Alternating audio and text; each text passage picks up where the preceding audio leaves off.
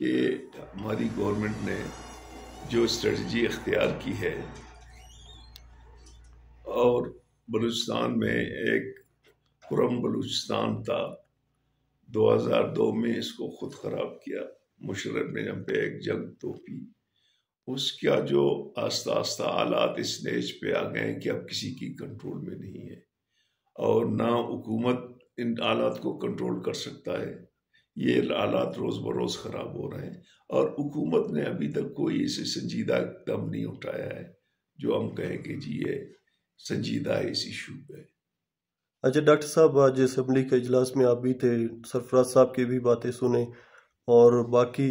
جو M P S تھے انہوں نے بھی بات کیا،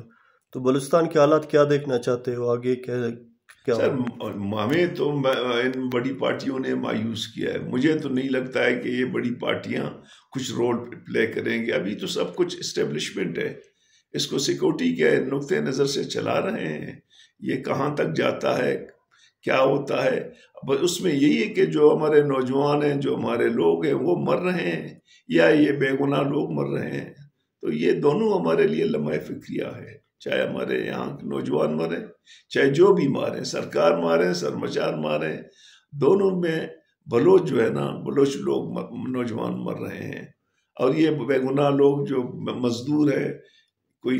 نائی ہے کوئی درزی ہے، یہ بھی مر رہے ہیں، یہ بھی قابل مذمت عمل ہے میں سمجھتا ہوں۔ اچھا ڈاکٹر صاحب، آج اسمبلی میں کہہ رہے تھے کہ ایک بڑا جرگا ہو، تو سرفراز صاحب نے کہا کہ وزیر اعظم کو بھی میں بلا سکتا ہوں۔ دیکھیں جرگا کا کیا مطلب ہے؟ جرگا جب آپ بٹھاتے ہیں تو اس کو اختیار دیتے ہیں نا، جرگا ویسی بیٹھ کے کیا کرے گا؟ یہ اگر جرگا ہوگا، اس جرگے کو تو کوئی اختیار نہیں ہوگا، ہر کوئی آ کے بڑی بڑی تقریریں کر کے پھر چلا جائے گا، اختیار تو اسٹیبلشمنٹ کے پاس ہے، یہاں کسی کے پاس نہیں ہے۔ ڈاکٹر صاحب آپ کو بھی بھیجے تھے یہاں سے مذاکرات کے لیے،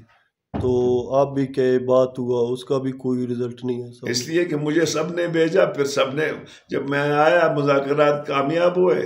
تو ہماری اسٹیبلشمنٹ نے ریفیوز کی، کہتے ہم نہیں مانتے ہم نے کہا نہیں مانو، بس وہی ہے۔ اس زمانے میں حالات مختلف تھے،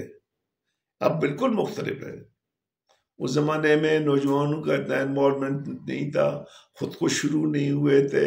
خواتین اتنی انوالو نہیں تھی، اب تو چیزیں اتنی آگے گئی ہیں کہ بڑا مشکل ہے۔